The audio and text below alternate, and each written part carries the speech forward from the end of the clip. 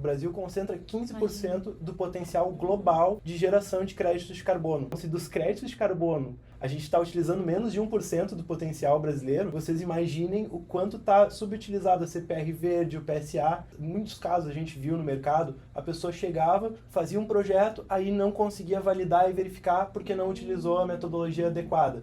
Ou validava, não conseguia levar para a registradora por erro de metodologia. Ou pior, fazia tudo certinho, gastava uma grana, aí chegava e não tinha para quem comercializar os créditos. A gente conecta todos os atores, então desde a pessoa que gera até o comprador.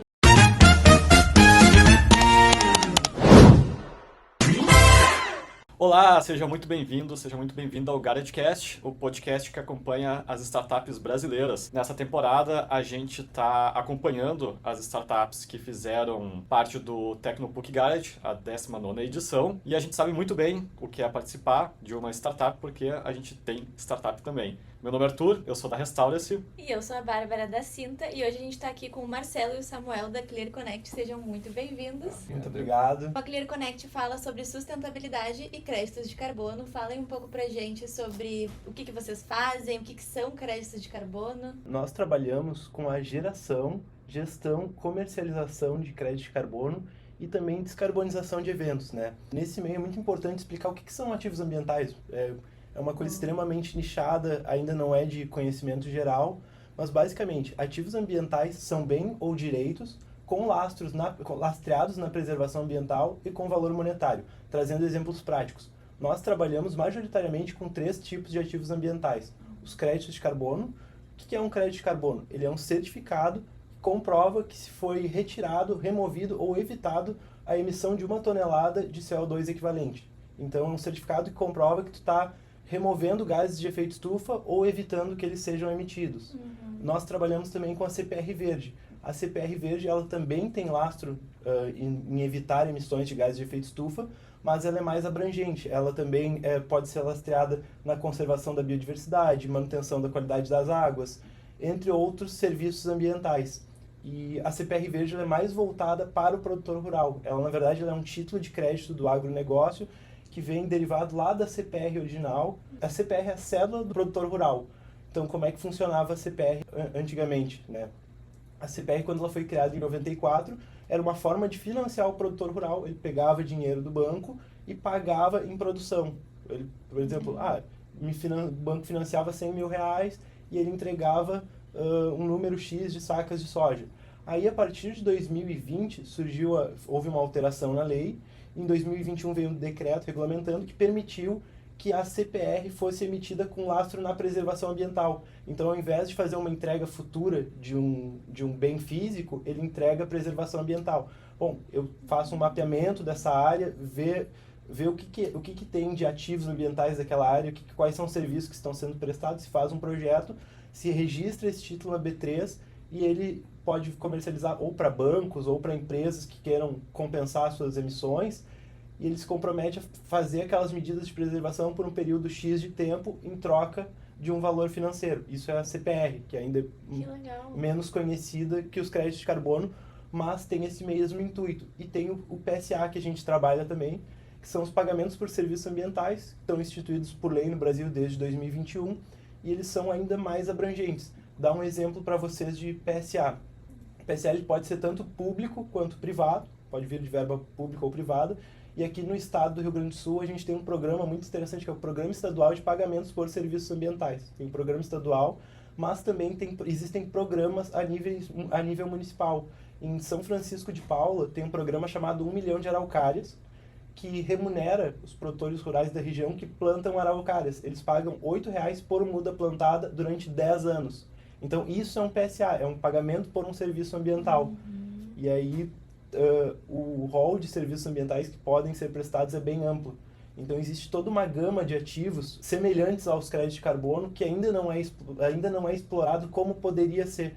E quando a gente fala do potencial brasileiro, o Brasil concentra 15% do potencial global de geração de créditos de carbono. Só se falando dos créditos de projetos florestais. E a gente utiliza menos de 1% desse potencial. Então, se dos créditos de carbono que são o carro-chefe, que é o ativo ambiental mais famoso, a gente está utilizando menos de 1% do potencial brasileiro, vocês imaginem o quanto está subutilizado a CPR verde, o PSA, e isso por falta de conhecimento, porque é algo muito novo, né?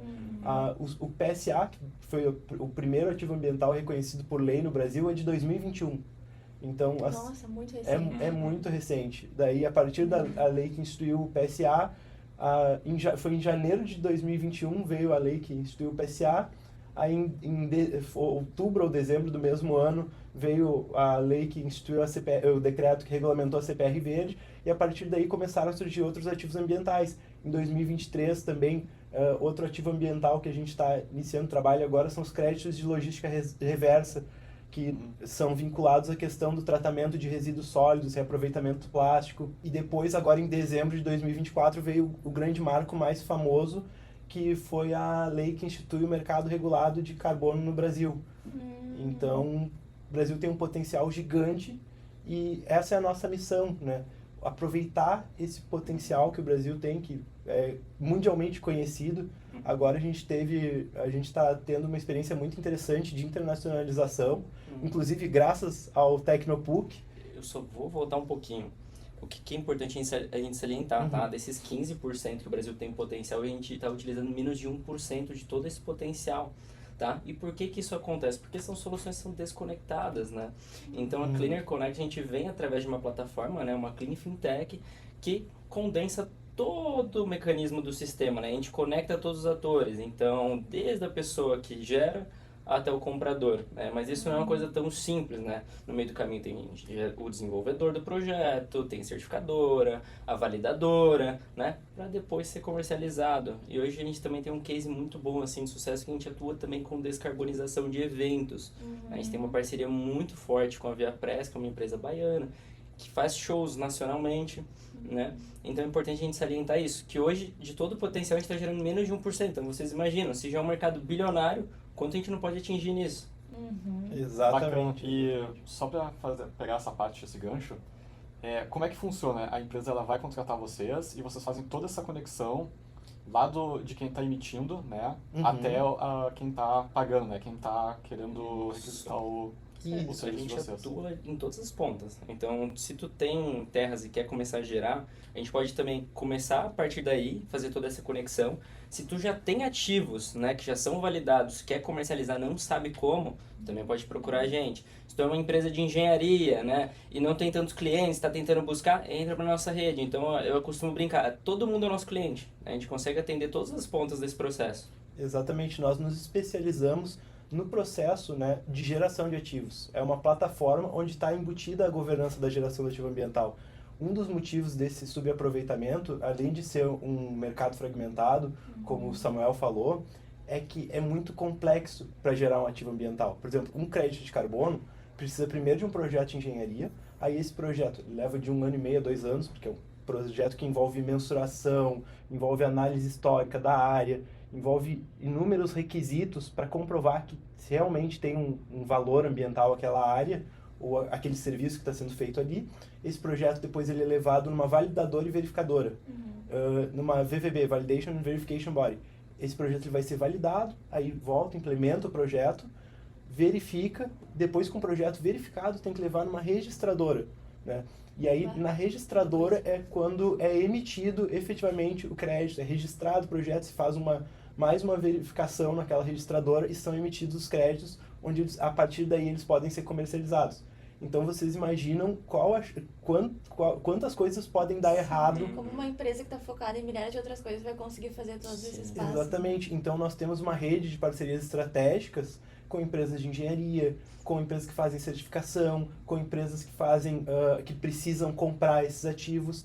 Então, a gente garante, esse é o nosso diferencial. Muitas vezes, em muitos casos a gente viu no mercado, a pessoa chegava, fazia um projeto, aí não conseguia validar e verificar porque não utilizou a metodologia adequada. Ou validava, não conseguia levar para a registradora por erro de metodologia. Ou pior, fazia tudo certinho, gastava uma grana, porque é um processo um pouco caro ainda hoje, aí chegava e não tinha para quem comercializar os créditos. Então, nós montamos, inclusive, essa ponta da comercialização. A gente uniu o mercado. a gente, por meio de uma rede de parcerias estratégicas, onde tu precisaria de 4, 5, 6 empresas para fazer todo o serviço, a gente conseguiu condensar em uma atividade só por meio de uma rede de parcerias estratégicas, fornecendo toda essa garantia, essa conformidade legal, porque o nosso time é de advogados e economistas, e já com o viés, já também pensando no viés da liquidez do ativo, a gente tem essa saída econômica. Hoje em dia a gente tem 3 pontes para comercializar esses ativos. Uma delas é a descarbonização de eventos, que depois a gente vai explicar melhor o que se trata, o que é tornar um evento carbono neutro. E a gente tem uma parceria, inclusive, com uma empresa lá da Bahia que produz eventos de grande porte, produzem alguns carnavais lá, produzem inclusive Bienal do Livro, é uma empresa que já está há muitos anos no mercado e agora ela está oferecendo a nossa solução de descarbonização e parceria. Outra saída que a gente tem para os ativos gerados é a venda direta para empresas que querem se descarbonizar. E nisso a gente está internacionalizando, hoje atualmente a gente já faz parte da Câmara de Comércio da Bélgica e Luxemburgo, a Belga Lux, e isso é muito bacana porque a Europa vê com muito bons olhos os ativos gerados aqui no Brasil. E a outra saída, que a gente também faz um acompanhamento, é a comercialização desses créditos, desses ativos, desses serviços para programas públicos para incentivo. Atualmente a gente está trabalhando com um PSA estadual. O que acontece? O governo aqui do estado está premiando produtores que tenham selo ouro e prata do IRGA de sustentabilidade, que são os produtores arrozeiros. Abriu o edital recentemente. Então, o que nós fazemos? Nós auxiliamos os produtores para que eles recebam esse pagamento por serviço ambiental. A título de exemplo, esse PSA agora, que o Estado está fomentando, ele paga R$100 por hectare produtivo para quem tiver o selo ouro e R$80 por hectare produtivo para quem tiver o selo prata. Aí, o produtor que tem ali uns 1.000 hectares com esse selo já se torna bem interessante. Então nós temos essas 3 pontas de comercialização também, que é um diferencial nosso. E como é que é para vocês, assim, é um mercado com uma potência absurda, que está sendo pouco utilizado, e também é um assunto de muita inovação, né? Então ele é um pouco complexo para quem é de fora, de entendimento. Como é que está sendo para vocês entrar nesse mercado e aproveitar esse potencial, assim, falar para as pessoas da importância e se colocar mesmo com essas parcerias? Hoje uma das coisas assim, que eu posso até falar é que a gente está educando o mercado. Né? Hoje, a nossa maior barreira de entrada inicial é a falta de educação, mas a gente está trabalhando com maestria isso. Exatamente. É muito trabalhoso, mas é muito gratificante também. Então, a gente tem trabalho assim 24/7, um mercado gigantesco, mas é um mercado, não é uma venda simples de se fazer, é algo que tu precisa educar. Apesar de ser um mercado muito grande, tem uma pequena parte dele que já está educada, que já conhece, que já está consciente desse potencial e que já está se preocupando. Então, é muito trabalhoso, mas ao mesmo tempo é muito gratificante, porque a gente percebe que a gente está fazendo algo que não dá só um retorno financeiro, mas dá um retorno para a comunidade como um todo. Sim. Sabe, a nossa startup ela acaba sendo uma startup de impacto. E para o mundo, né, para a natureza, é algo que eu imagino que a consciência de vocês deve ficar feliz, quentinha toda vez antes de dormir, porque é muito... A cada novo projeto que a gente consegue trazer para a nossa rede, a gente fica muito contente, porque a gente sabe que esses projetos, né, um dos requisitos para qualquer projeto de ativo ambiental é a adicionalidade. Melhor para explicar a adicionalidade, trazer um caso prático. Se existe uma área no meio da Amazônia, sem acesso, sem nenhum risco de que aquela área seja desmatada, ela não vai ter adicionalidade. Por exemplo, eu vou fazer um projeto de geração de créditos por preservação florestal. Se eu pego uma área que ela não sofre nenhuma ameaça, não tem a menor chance de alguém chegar até aquela área para desmatar, não tem risco de queimada, eu não tenho adicionalidade. Ou seja, se o meu projeto existisse ou não existisse, aquela área continuaria igual. Então, para tu gerar crédito, para tu ter um projeto, tu precisa desse requisito da adicionalidade. Então, tu tem que pegar por exemplo, isso eu tô falando do tipo de projeto florestal, mas qualquer outro tipo de projeto, de geração de energia limpa, existem outros tipos de projetos de crédito de carbono, não é apenas manter a árvore em pé. Né? Mas, por exemplo, pegando um projeto tipo florestal que é mais fácil de visualizar. Agora, se eu pego uma área fronteiriça, que é ameaçada por grilagem, que as áreas ao redor já foram desmatadas, tem queimada, se eu faço um projeto de monitoramento, de certificação, se eu protejo aquela área de alguma forma, aí eu tenho adicionalidade, e aí eu tenho crédito. Então, isso é muito importante salientar, que esses projetos, eles têm um impacto real.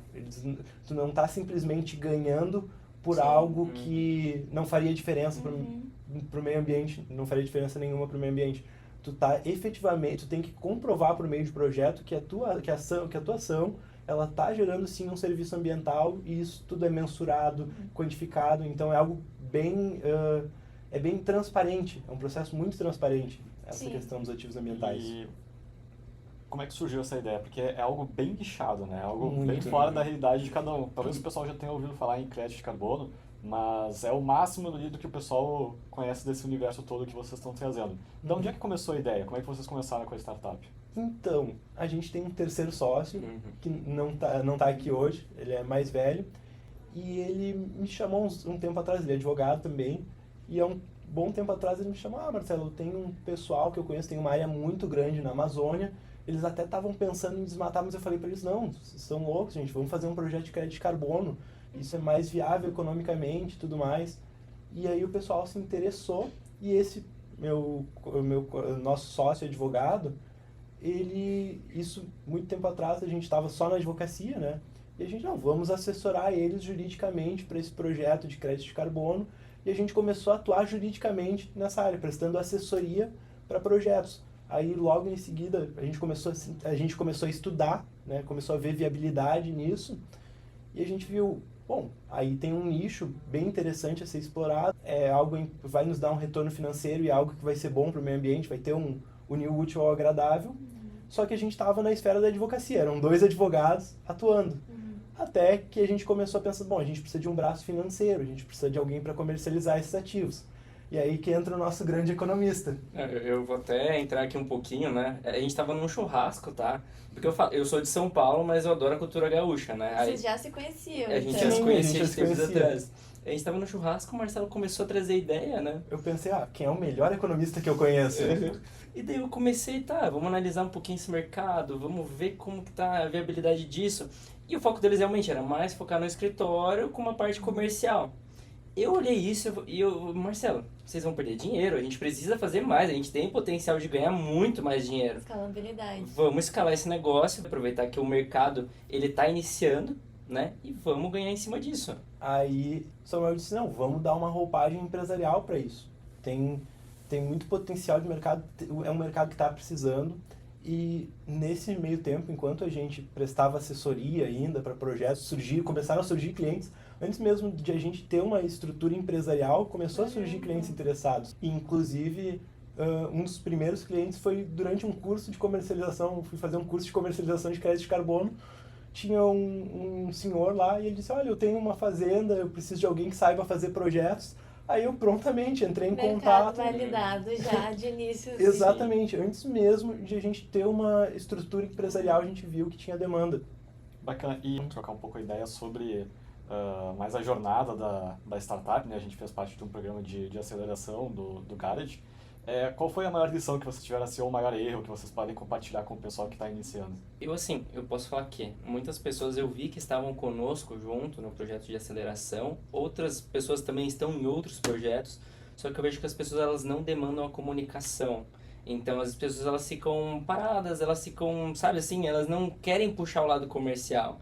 E, bom, gente, a gente tá num projeto, igual até o nosso colega Lucas da Sabiá, eu adoro falar dele. Sim. Ele é um cara super comercial, lia, conversava com todo mundo, tirava foto, puxava conversa. E assim, isso pra tudo, assim, em empresa, se tu não correr atrás das pessoas certas, se tu não entrar nos meios corretos, né, tu vai ficar estagnado, né?